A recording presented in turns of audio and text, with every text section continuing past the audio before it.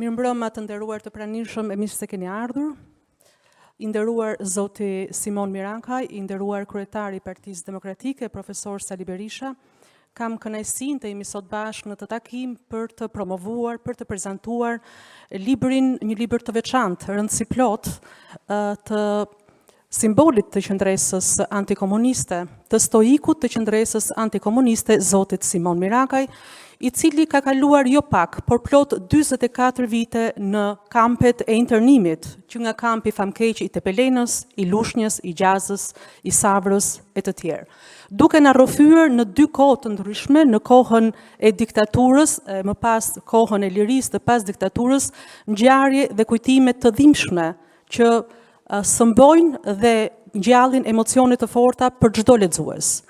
Dua të them vetëm dy fjalë për të lënë kohën të pranishmëve. Ky libër ka një rrugëtim të veçantë në krahasim me librat që botohen në vend, ka tërhequr menjëherë vëmendjen e botës universitare jashtë vendit, me takime të rëndësishme në Universitetin e Leidenit në Holland, e së fundmi në Universitetin e Napolit, l'Orientale, ku në një konferencë ndërkombëtare mbi presionin dhe dhunën e ushtruar në vendet e Europës qendrore dhe lindore, studiuesit kanë treguar interes për gjithë bëmat o gurzejës të diktaturës komuniste, sa dhe të rinjt, studentit, nxënësit, brezi i ri, kanë parë befasi dhe tronditje të thellë për rrëfimet, kujtimet që përmban ky libër.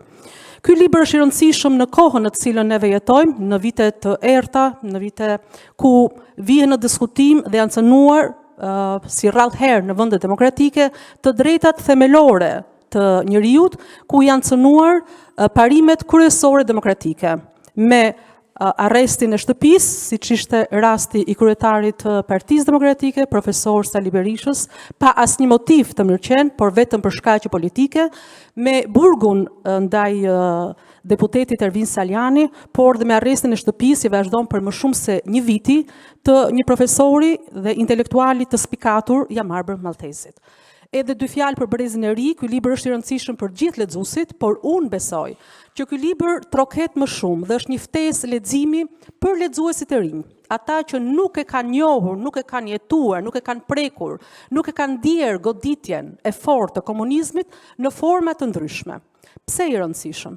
Sepse ne sot kur ju tregojmë atyre ngjarje nga historia e diktaturës ose përqasim ngjarje të sotme me ato të diktaturës, ato habiten, çuditen, thuajse nuk e besojnë. I quajnë si trille të fantazisë.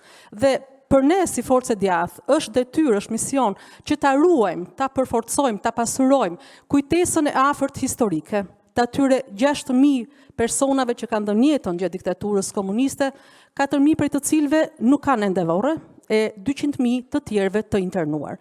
Unë nuk do të flas më shumë për notat autobiografike të këtyre rrëfimeve, për atë fill rrëfimit të paqt, fisnik, pas një ton, pas një reagim hakmarrje që do ta kishte çdo i dënuar politik ndaj atyre që janë bërë, për atë paqe që e fut këtë libër, unë besoj në librat dhe në shkrimet shqipe të kujtesës. Një ftesë për të gjithë për të lexuar dhe sidomos për të rinjt, dhe unë pa humbur kohë do ja kaloj fjalën autorit të librit, zotit Simon Mirankaj.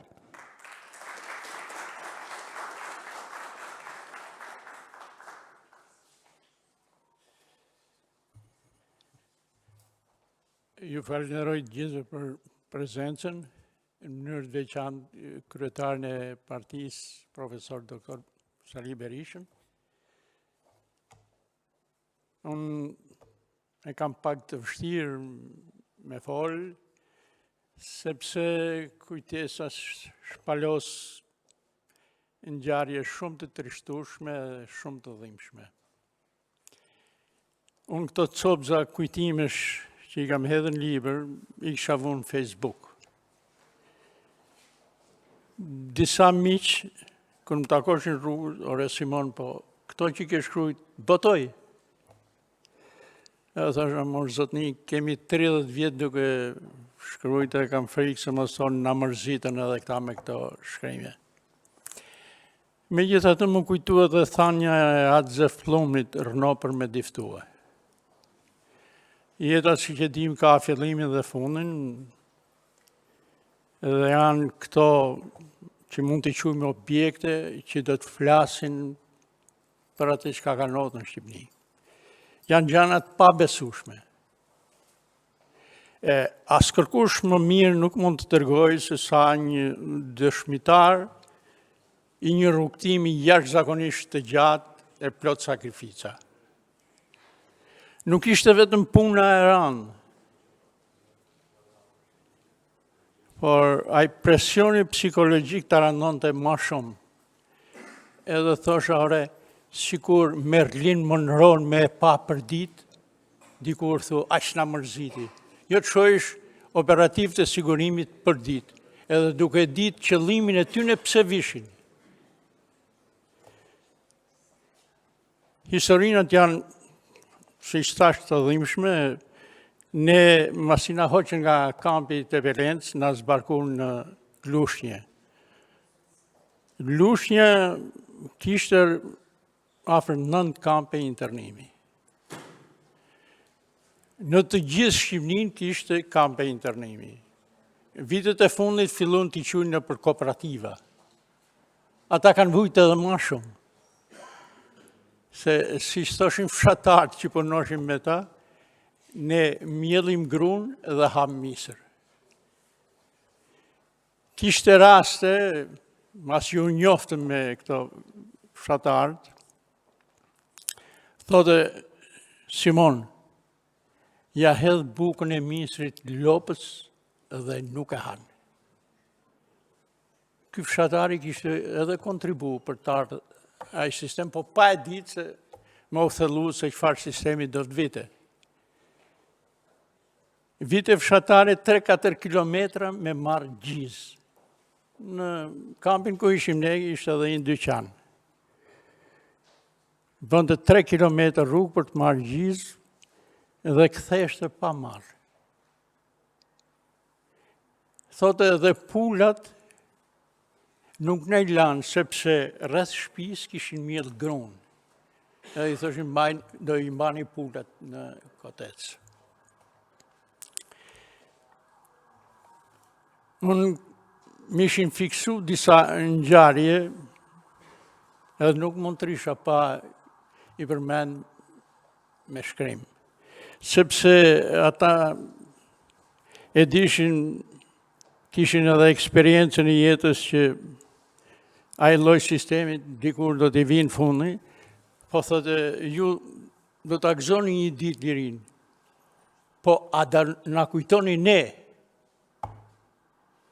Edhe unë në momentet që mipet mundësia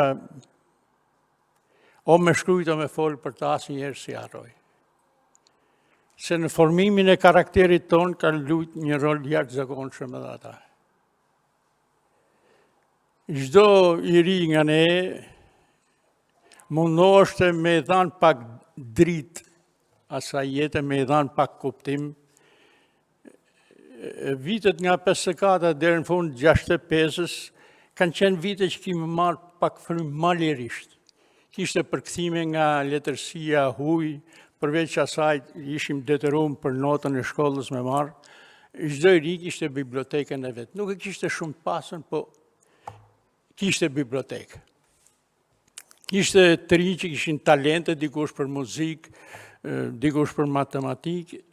Në kampin tonë në jazz ishte Dom Mikel Koliqi, i vllai Ernest Koliqit. Ai ishte kompozitor dhe kishte të rinj që kishin vesh për muzikë dhe shkoshin merrshin me mësu fizarmonikën, dikush mandolinën. Pra, mi e dhanë kuptim jetës edhe në atë të merë që ishte.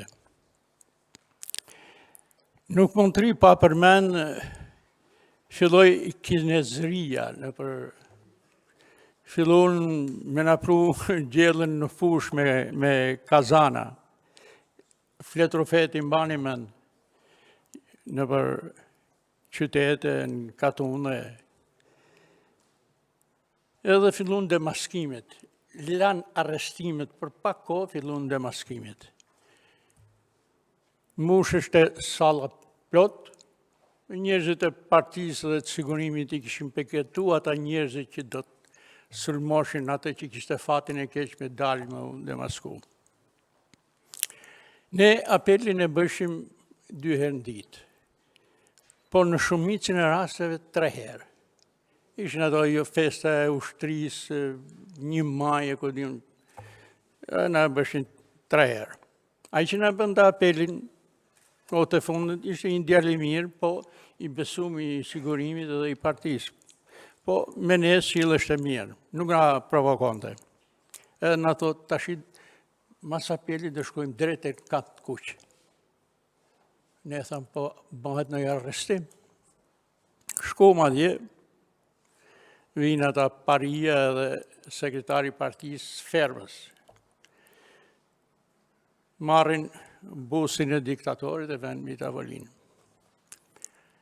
Edhe thrasin emën Gjevat Tarusha. Kush është? Qohet.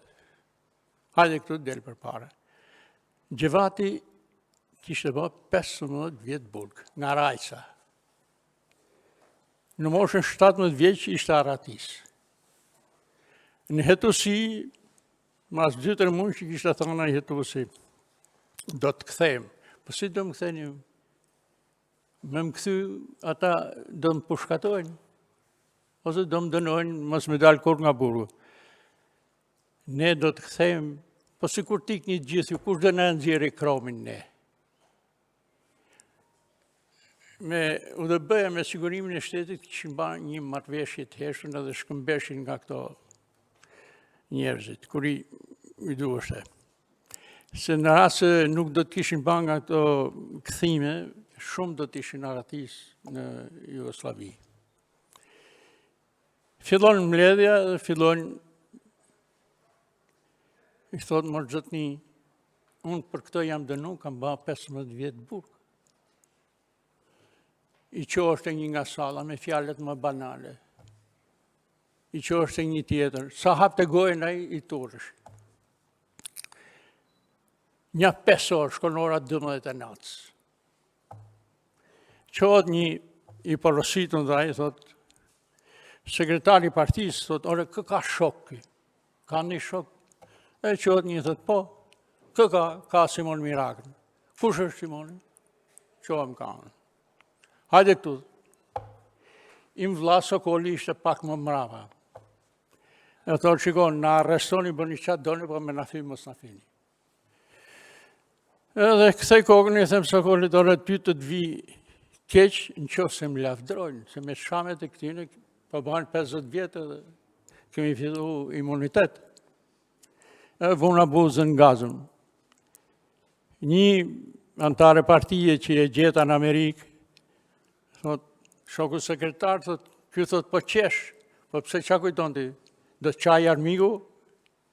Ne se dole afer Gjevatit, thot, qa ke për të thanë për këtë?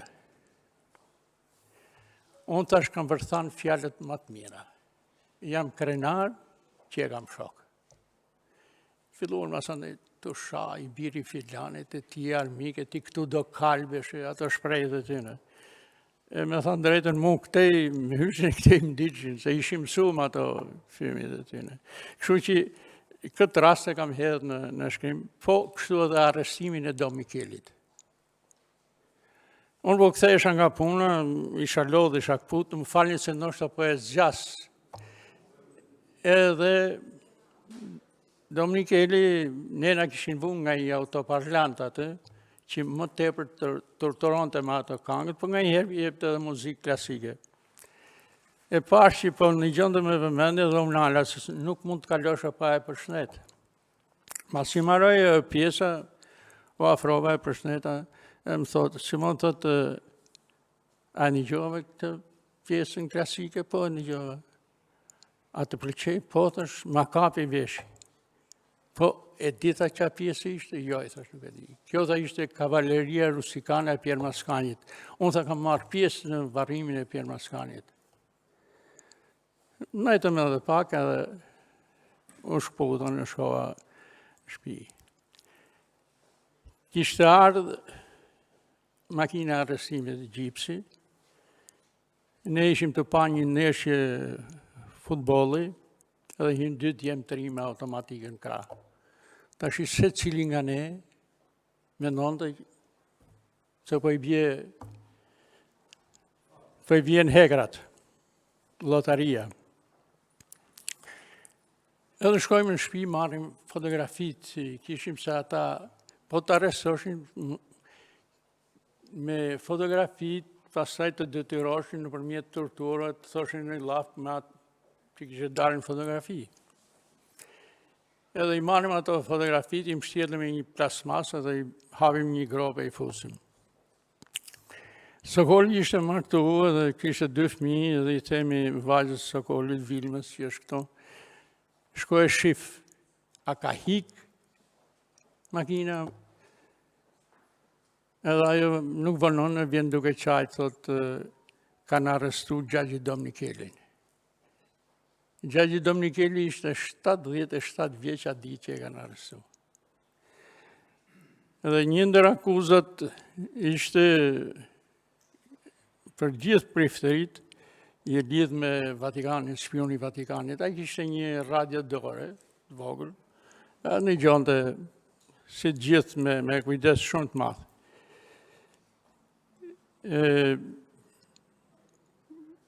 Unë nuk kam dashur me ranu librin shumë me këto vujtet në përkamvet e internimit.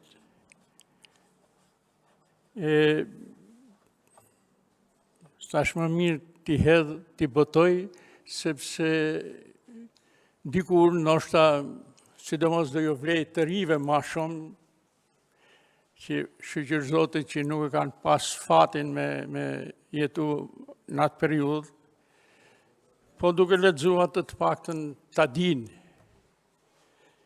Unë promovimin e librit parën e kam bërë në Holland, në Leiden, një qytet studentësh. Edhe kur ju mërfesha për diktaturën në Shqipëni, veshin durën në kokë. Edhe njëni më pyeti kur dola, përkthys kisha një gazetar Vicent Triesti, një pi Kacelve. Edhe më thot, more ku i gjeni këtë forcë? Që më dukesh se mbahesh mirë edhe nga mente edhe kështu fizikisht. Thashën forcën e kishim në 2. Në kauzën tonë që ishte liria, edhe besimin në Zot. Kjo ishte themra e Akilit.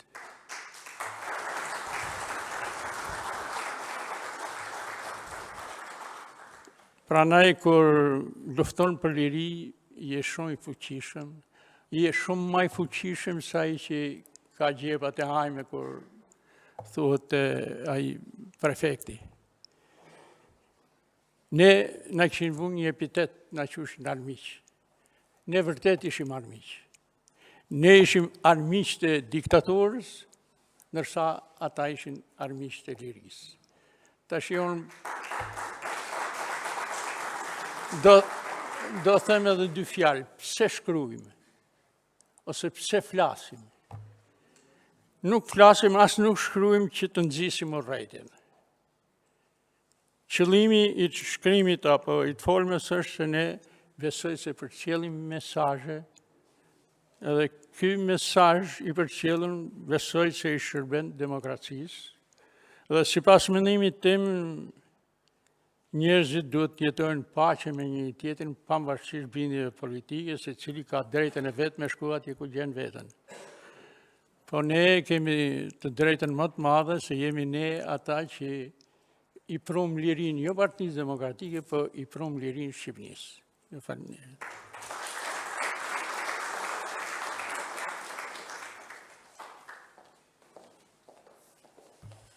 Faleminderit shumë zoti Simon për gjithë mesazhet që përcollët, por dhe rrëfimet që ndat me neve, shumë prej të cilave do të lexohen edhe nga lexuesit, por edhe nga të rinjt, një fjalë shumë domethënëse. Tani kam kënaqësinë të ftoj Neada Stanën, përfaqësuese të Departamentit të Brengenit, për të na sjellë pikërisht një lexim nga këndvështrimi të rinjve sot.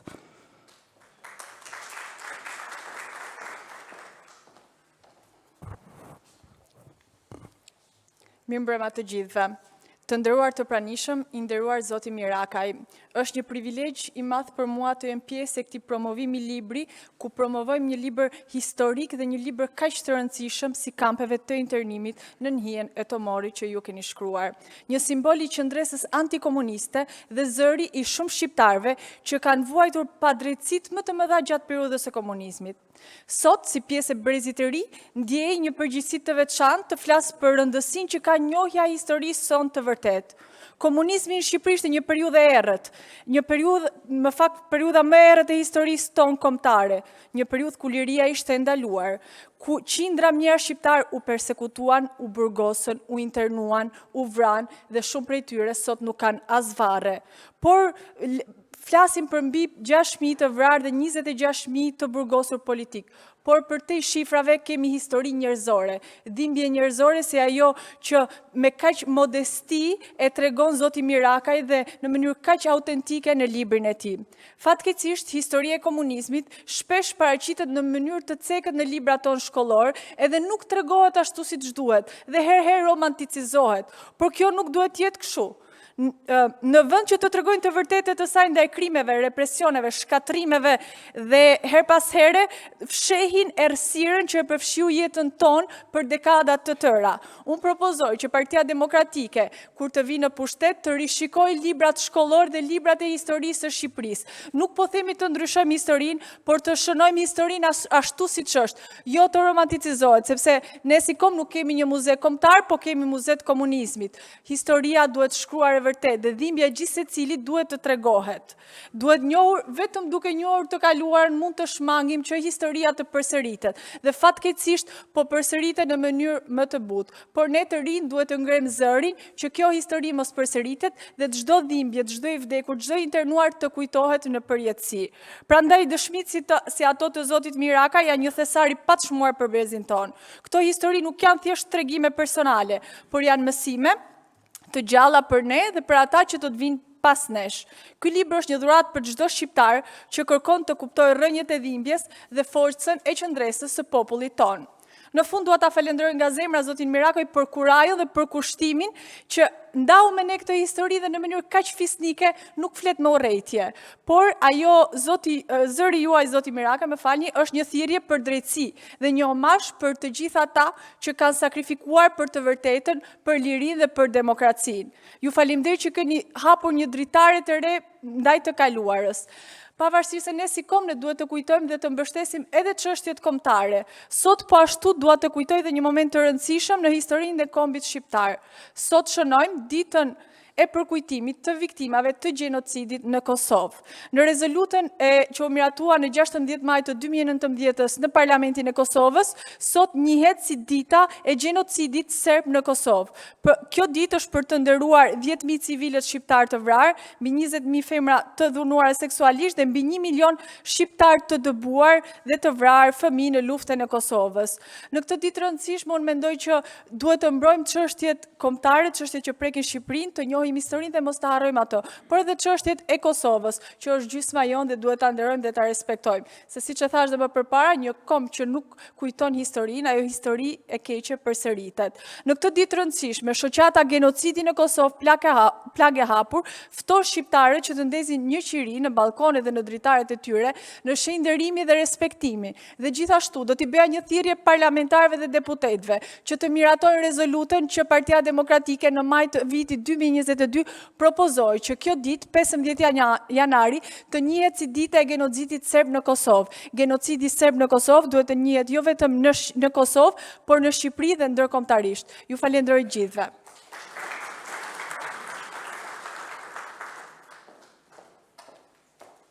Faleminderit Neada për fjalën, sidomos për theksin në shkolla dhe në programet kurrikulare të shkollave, duke kujtuar këtu një fjalë të atë Zef Plumbit.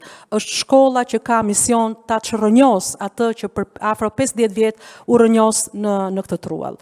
Ftoj tashmë, kam kënaqësinë të ftoj pedagogun e Universitetit Aleksandër Mojsiu, zotin Bislim Ahmetaj.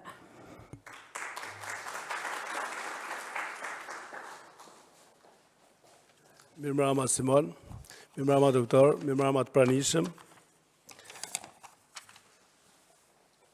Për të mos u zgjat, e kam shkruajt, zakonisht flas shumë shkurt, por për libra të tillë do të pak e vështirë me fol shkurt.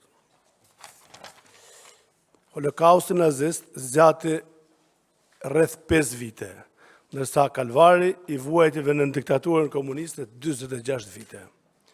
Ndër kampet më të njohura të nazizmit ishin Auschwitz, Mauthausen, Belzej dhe ai Duhajt. Ndërsa në Shqipëri, kampi i Beratit, Tepelens, Porto Palermës, Savrës, Gjazës e 10 të tjerë. Cili prej nesh mund gjejë ndonjë ndryshim midis kampit çfarosës të Auschwitzit dhe atij Tepelens. Në Auschwitz mbaheshin të ngujuar burra, gra dhe fëmijë, një lloj si në kampin e Tepelens. Në Auschwitz shumica dërmuese ishin hebrej, në Tepelen që të gjithë ishin pjesëtar të familjeve të zeshme të Shqipërisë, të shpallur armikët e regjimit komunist. Në Auschwitz, njerëzit vdisin nga uria, smundjet, kushtet e higjienës, torturat dhe dënimet me vrasje, një lloj si në kampin e Tepelens. E nisa me këto krahasime sepse pikërisht në këtë kamp nis memoria e të mbijetuarit të kampeve të përqendrimit komunizmit fort të nderuarit Simon Miraka, i cili na ka mbledhur sonte në këtë promovim të një libri të rrallë. E theksoj që këtu nis memoria e tij, pasi atij kalvarit të vuajtjeve i ka nisur që në bark të Semës, kur i ati i merr dhe i nxjerr nga i ballja, i çon në Shkodër dhe pas 2 javësh lind Simoni, dhe pas 2 javësh në oborrin e shtëpisë ku i kishin sistemuar, vjen një makinë ushtrisë dhe e hedhin si një strajc, bashkë me disa prej familjeve më shqura të maleve të Veriut. Vite më parë, kur lexoja rrëfimet e Simonit të hedhura kohë pas kohë në rrjetin social Facebook, i pata thënë, mbledhi, ledhi, drejtoj pak dhe hedhi në një letër, në një libër, pasi përveç se përmbajnë shumë dhimbje, bartin edhe vlera shumë të veçanta artistike, dhe çka është më e rëndësishme, ka një vlerë të jashtëzakonshme historike. Nuk e di a isha unë, ai që e nxita Simonin, që letërsia memoristike shqipe të ketë sot në fondin e saj këtë dëshmi autentike të jashtëzakonshme. Gjithsesi ndjehem mirë që jam njëri prej tyre. Kush e njeh personalisht autorin dhe i lexon këto kujtime rrëndësishme, mbetet i befasuar nga kontrasti i mizorish tazarake dhe barbarëve komunist në të gjitha pozitat e tyre hierarkike dhe përballë tyre butësia, mirësia, durimi që prek kufijtë e hyjnorës, cilësi këto të viktimave. Filli përshkuesi krejt sagës familjare të Simon Mirakës treguar në këtë libër është dashuria. Dashuria për heroinën e tij gjallë, nënën, për heroin e tij mitik, që se pa kurrë, që se përktheli kurrë, e preku vetëm në varrezat e New Yorkut vite më vonë kur shkoi tek varri i Tjatit. Ai shkruan edhe për dashuritë e tij ndaluara, për vajzën që e priste gjithmonë para gjimnazit, por edhe për studentën aksioniste nga Tirana. Në rrethimet e sinqerta deri në ashtë të këtij libri me kujtime, ai zbulon talentin për futbollin, talent që s'mund të zhvillohej më shumë se në një spartakiat kooperativash. Pasion që sot e zhvillon duke ndjekur çdo ndeshje të kampionatit kombëtar, sado i niveli dobët që është kampionati jon. Po sjell një detaj mikroskopik i cili flet shumë. I kërkova leje operativit përpara ndeshjen Traktori Vllaznia. Ai më pyeti, "Me ke je tifoz?" Unë i thash se spari jam me Traktorin e Lushës, pastaj me Vllaznin. A nuk qenë ke me Dinamon? S'ka leje. Po nuk luan Dinamo sot, s'ka rëndësi. Kush luan, thot, ti nuk je me Dinamon. S'ma dha leje. A që të mërshëm ishte izolimi, sa Simoni dhe pse vetëm pak kilometrë larg detit që arrin të shohë dhe me sy të lirë, e prek dhe e shehate vetëm në vitin 90. Kohë kur hyp për herë të parë në tren, pavarësisht se ja ke shurdhu vesht sirena që kalonte nga 2 herë në ditë afër kampit. Mbikëqyrësit e sigurimit shtetit është gjuna të thuash bisha. Vetëm pas 3 muaj që japi një leje për të parë nënën e tij të shtrenjtë, e smur rënd shtruar në spitalin e Lushnjës, vetëm 12 kilometra nga qendra e internimit. 10 personazhe të njohura, siç përmendi Dom Simon Koliqi, dhe të tjerë autori i skalit në mënyrën mefisnike për heroizmin dhe qëndresën e tyre për gjatë 46 viteve diktaturë. Mund të sjell pafund detaje nga ky libër memoristik i Simon Mirakës, por përsonte po e mbyll me një apel si shkrimtar, si pinjoll i kësaj shtrese, si themelues dhe politikan i forcës politike që lindi në vitin 90 dhe i dha fund diktaturës komuniste. Sikur të kishim 2 apo 3 jetë, nuk do të na mjaftonin t'u akthenim borxhin që i kemi shtresës së atyre njerëzve që vujtën kalvarin komunist. Ndaj të gjithë bashku të japim fund diktaturës së re që po tenton të vendoset nga bijtë e hetërve tanë. Faleminderit.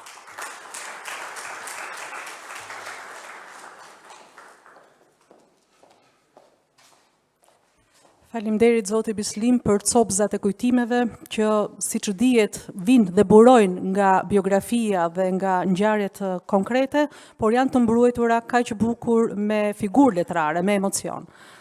Kam tani kënaqësinë të ftoj aktoren e mirënjohur Raimonde Bulku për të na sjellë disa pjesë nga vepra Kampeve në hijen e Tomorit.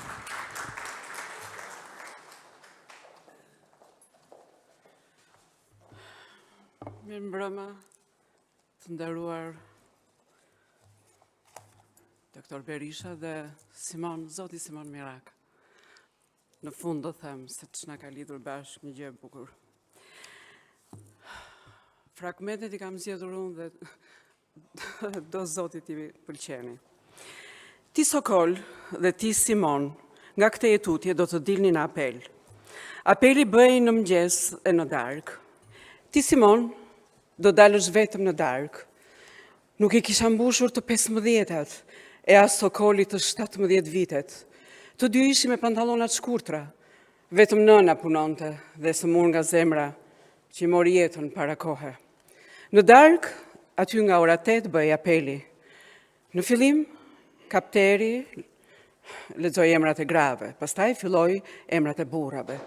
Kur shikoja veten mes tyre, me atyre burrave e grave, më duke vetja si burr i madh, e ndihesha si vlerësuar. Nuk mund desh shumë kohë për të kuptuar rëndësinë e këtij vlerësimi, që do thoshte një hap larg nga burgu.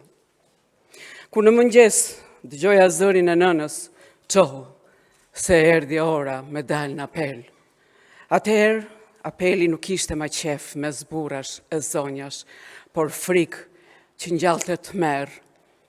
Nuk kanë qenë të pakta rastet kur kthehesha nga apeli me lot në sy, duke parë burrat që arrestoheshin e me duart e lidhura pas drejtoheshin pas një faj drejt burgut, duke lënë nanat pa djemt, e gratë pa burrat, e fëmijët pa baballar. Akuzat, agitacion e propagandë në shumicën e rasteve, akuzat sajuara që merrnin jetë njerëzisht pafajshëm, nga kjo pasiguri e ky tmerr, shpëtuam në korrik të vitit 1989, kur u liruam.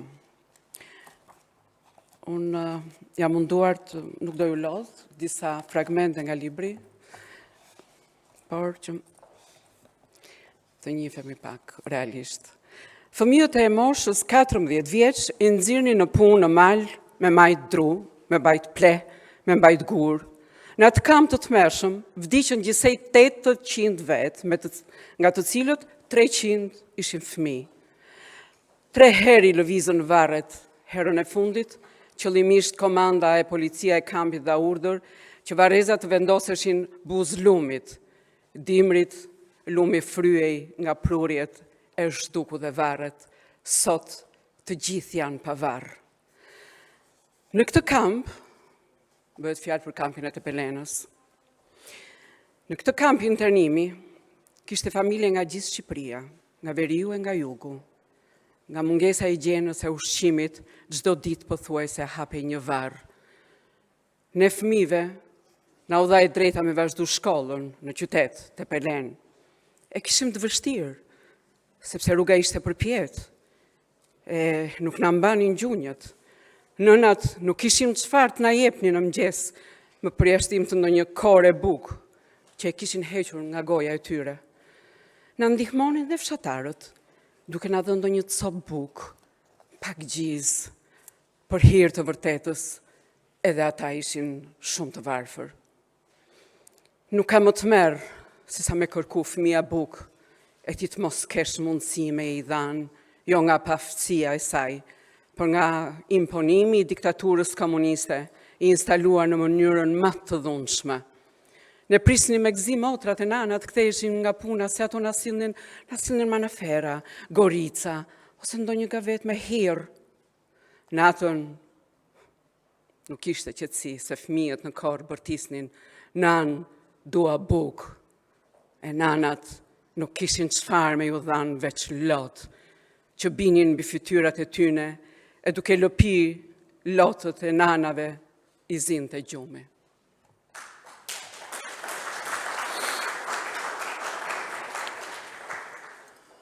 Këto janë të vazhdosh kështu është një pjesë e tmerrshme, por për të thënë se sa vonë ju filloi jeta këtyre njerëzve që provuan në palës diktaturën komuniste, ka marrë diçka më të bukur.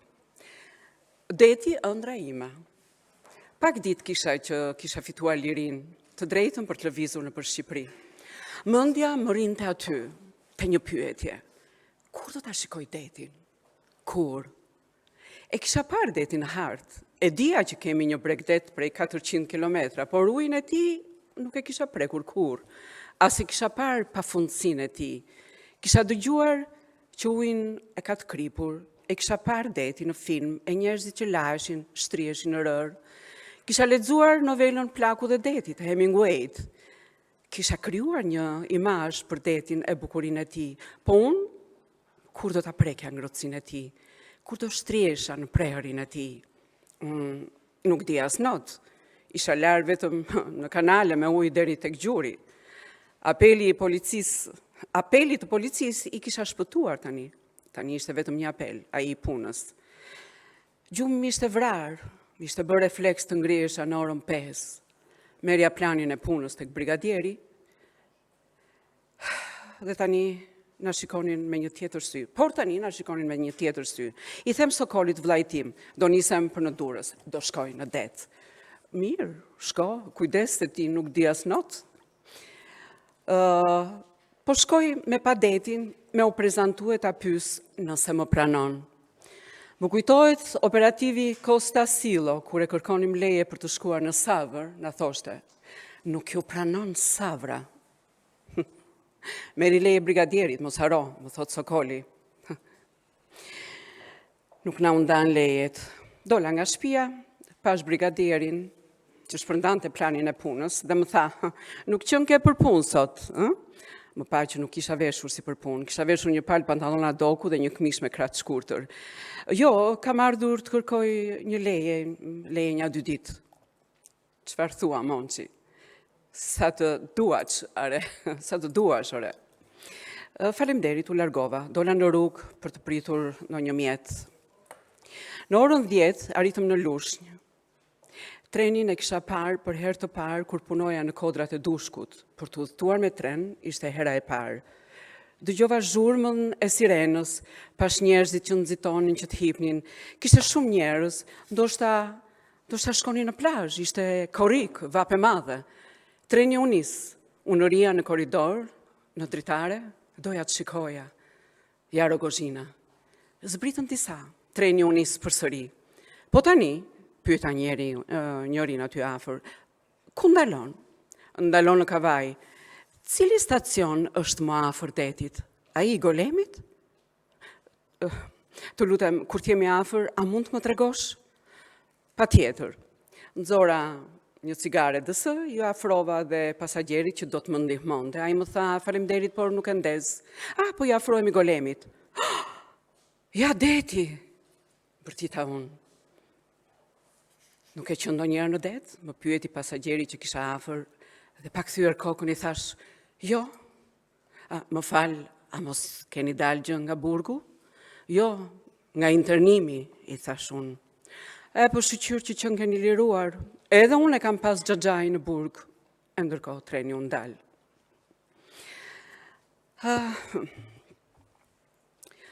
U përshëndetëm, po tani kalova rrugën pas njerëz që drejtoheshin për nga deti dhe unë ecja mbrapa tyre.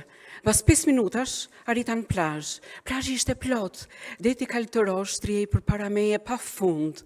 Eca mbi rër e në fund të saj u ndala duke e soditur. Hoqja atletet, troqja pantallona deri tek gjuri dhe u futa në det. Më morën mend. Dola dhe ula përsëri, ndeza një cigare, e ndiqa tymin e saj që zhduke në ajrin e nxehtë. Shikoja njerëzit të shtrihen mbi peshqir, të tjerë që laheshin. Një zë nga brenda u drejtoi plazhistave. Ej, e dini ju që unë e shikoj detin për herë të parë? Fika cigaren, u futa përsëri në det, në breg të tij. Busha grushtat me ujë, lava fytyrën, vura pak ujë në buzë, ishte i kripur. Futa pak më thellë, deri kur uji vinte deri në gjuhë, dhe ecja në ujë. Në një 2 orë duke e soditur, vesha dola në rrugë për te stacioni trenit për të kthyer ande nga kisha ardhur. Ëndra për të parë detin u bë realitet në moshën 44 vjeç.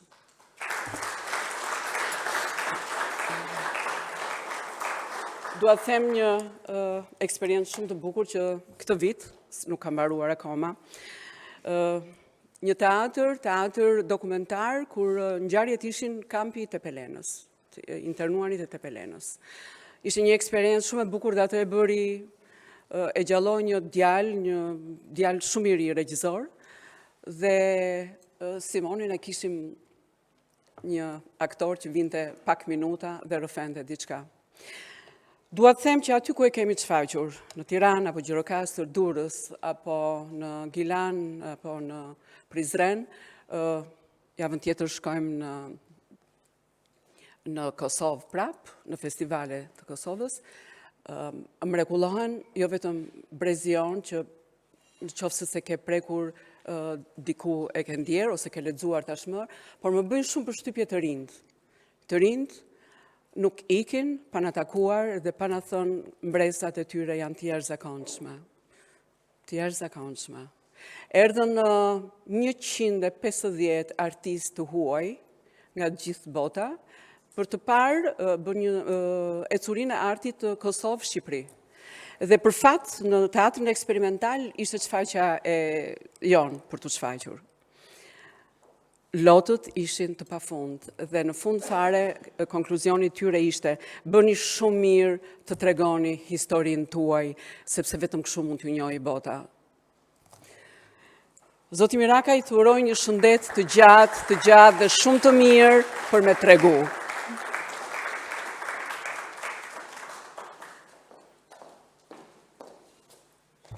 Falenderojmë aktoren e mirënjohur për përzgjedhjen kulmore të boshtit kryesor të veprës së zotit Mirakaj, që shkon në një formë kontrasti nga diktatura dhe 300 fëmijë të vdekur në kampet e internimit, në lirinë e viteve 90 dhe në hapësirën e kaltër të detit që sigurisht shpreh lirinë.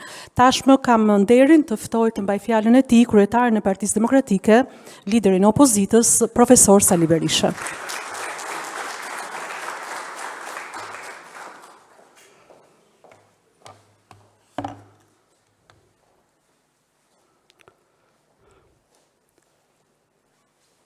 I dashur Simon, të dashur miq, para zgjithash duhet të falënderoj me shumë respekt, nderim dhe mirënjohje Simon Mirakën për këtë vepër kushtuar njerëz prej periudhave më dramatike të historisë sonë kombëtare, kushtuar kalvarit më të egër që shqiptarët më të egër se çdo kombë tjetër që shqiptarët njohën pas luftës dytë botërore, kushtuar qëndresës dhe shpirtit të pamposhtur të elitës tonë kombëtare. Simon Miraka, familja Miraka, janë një familje ndër më të njohurat, më adhetaret në veriun e Shqipërisë.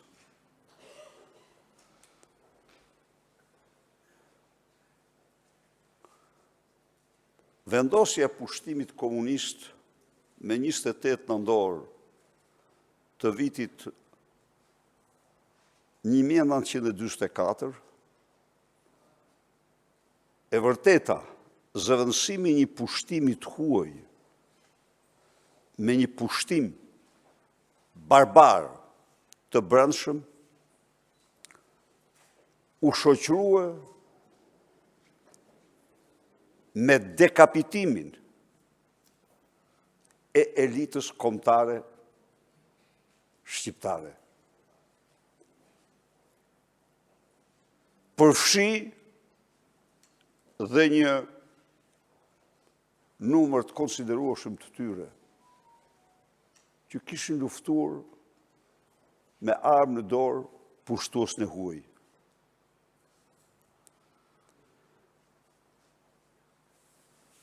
Enver Hoxha riprodhoi në Shqipëri kampet naziste të përqendrimit. Kampet e përqendrimit kishin një tipar, kryesor, shfarosje. Ato kampe duhet të shfarosnin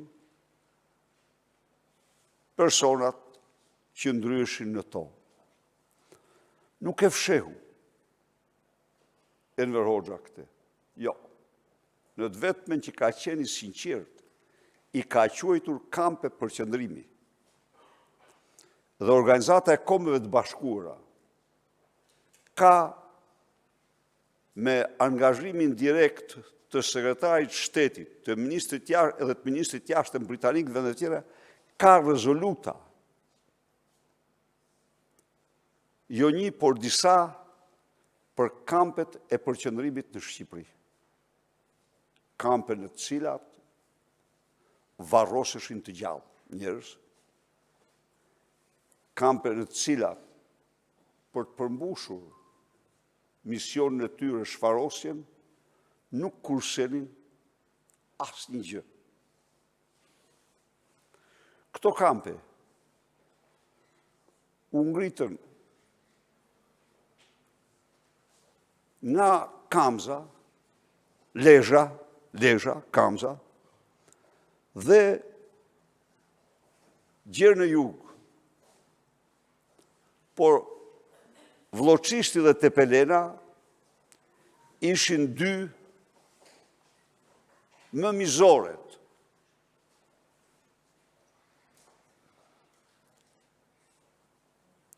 Aq sa shnjërzore është barbaria në këto kampe, aq e madhrishme është qendresa e të internuarve në këto kampe, atyre burrave dhe grave, të cilët bën gjithçka për të ruajtur dignitetin e tyre, për të ruajtur dignitetin e shumë mirë bane, bravo. Për të ruajtur dignitetin e familjes tyre.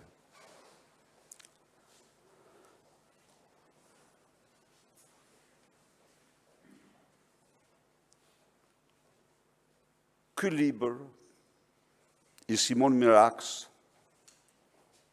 i serisë Rno për me tregue, është një kontribut i madh në njohjen e këtij kalvari. Rrjeshtohet tashmë krahas kryeveprave të tjera, siç është triologjia e Fatbardha Saraçit, një apoteozë e vërtet, kushtuar gruas shqiptare. Nuk gjen kusht, nuk gjendet kun në letërsi një vepër e dytë si ajo, në cilën të hymnizohet qendresa e nënës dhe gruas shqiptare në këto kampe. Simoni ka përshkruar me vërtetësi të mëdha këtë kalvar. Ky kalvar është i përshkruar në vepra të tjera nga një seri personalitetësh që vuajtën. Por kjo letërsi mbushi gjithashtu ose ngriti një monument i cili nuk ekzistonte në letërsinë tonë. Letrat shqipe në shtratin e Prokustit e fshehen e injoruar tërësisht këtë dimension. Ndaj dhe ne të gjithë duhet të jemi mirënjohës pakufishëm Simonit, Pjetër Arbnorit, Max Velos,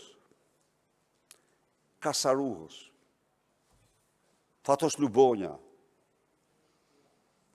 e thash, Fatbardha Saraç, e shumë të tjerë, të cilët ngritën këtë monument. Një monument i të vërtetave shqiptare.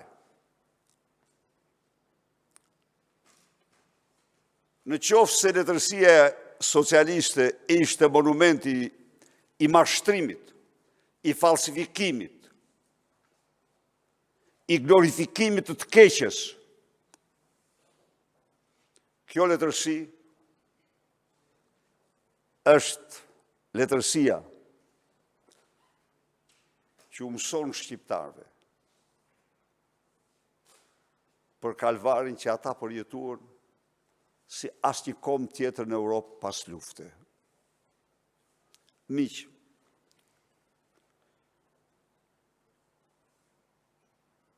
ne kemi një problem themelor psikologjik.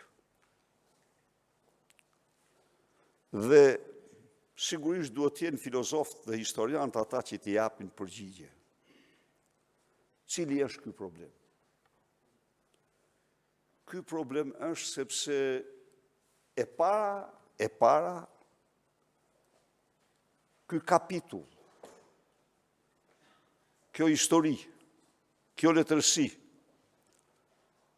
nuk është në pjedestalin që meriton edhe sot e kësaj dite.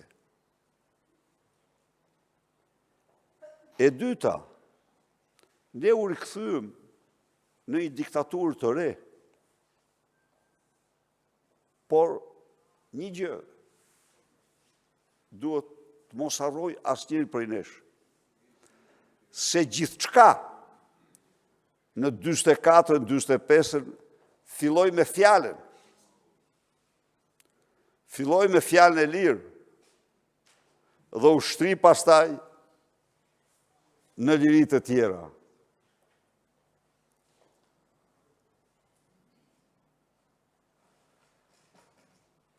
Vazhdoi me fjalën e lirë.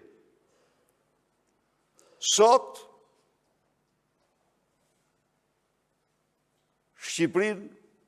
në Shqipëri kërcënohet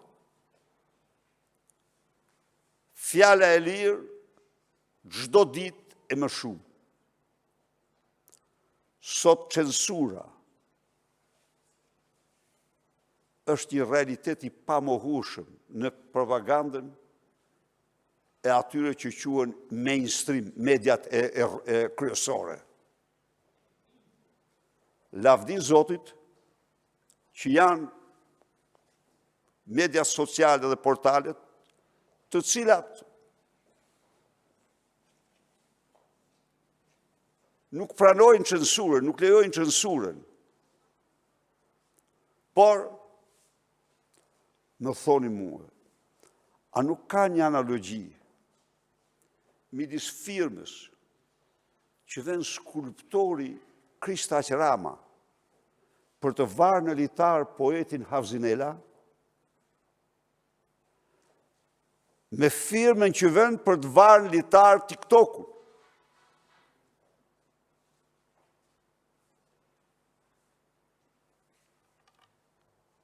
Enver Hoxha bëri një dekret.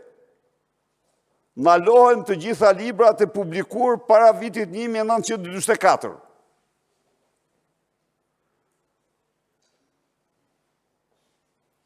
Skulptori 36 vjet, 37 vjet më parë, firmosi të varet një poet. Pasardhësi firmos të varet TikTok-u.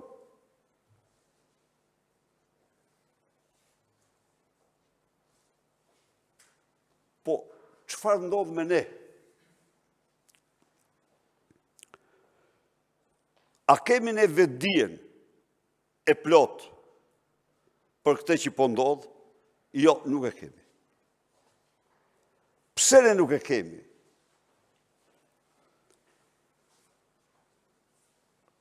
Në qershor të vitit 91, Jim Baker më shtroi një pyetje, ishim aty 20 vete, na priti. Sali tha, a u përmbys komunizmi? Po, i thash unë, por mbetjet i ka shumë toksike, zoti sekretar. Dhe kjo mbetjeve toksike, unë ju them ju të vërtetën, nuk e thash se bëja një parashikim në mënyrë profetike, po i shifja, se shia gjithë propagandën që na bënin dhe unë e kisha fjalën për ato reagimet përditshme që bënin me gjithë propagandën. Por kjo është një realitet shumë i hidhur. Sot, jo vetëm këtu, kjo bën një realitet në vendin e lirisë. Kjo bën realitet i frikshëm shumë. Eksponent, politikan të shquar, flistin për censurën me aq lehtësi. Gjigant të mediave sociale krenarisht vendosen censurën.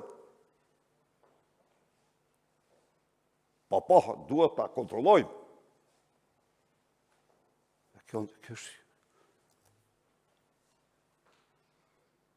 Tu them një gjë unë ju.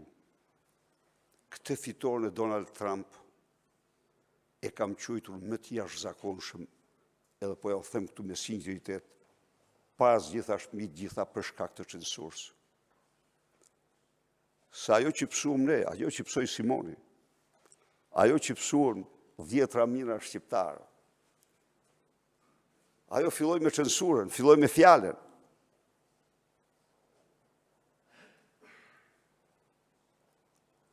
Nuk jemi në aty ku duhet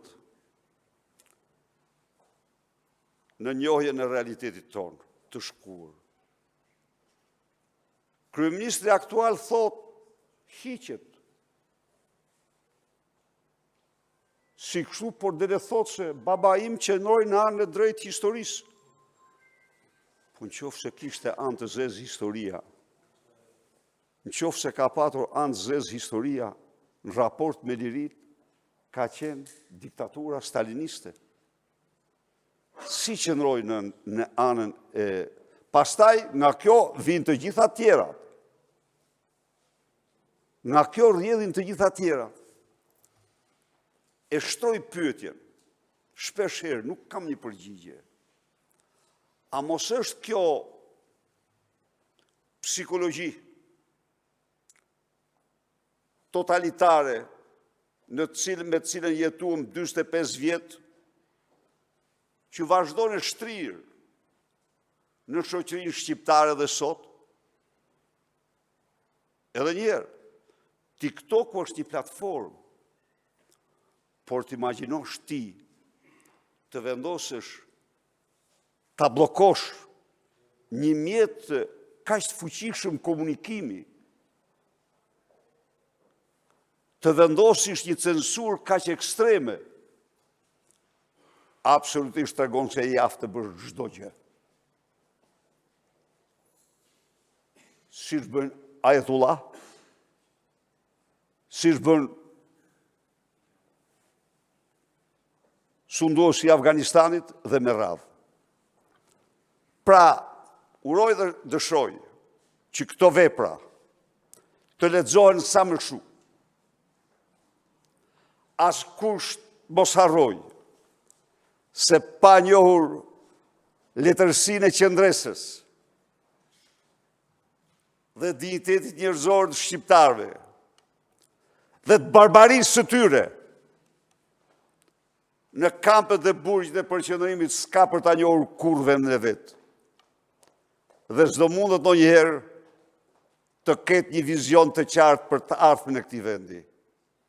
Edhe njerë mirënjohje të pakufishme. Për këtë vepër, ty Simon dhe të gjitha atyre që ndërtuan një monument madhështor të të vërtetave të shoqërisë shqiptare në regjimin totalitar. Faleminderit shumë.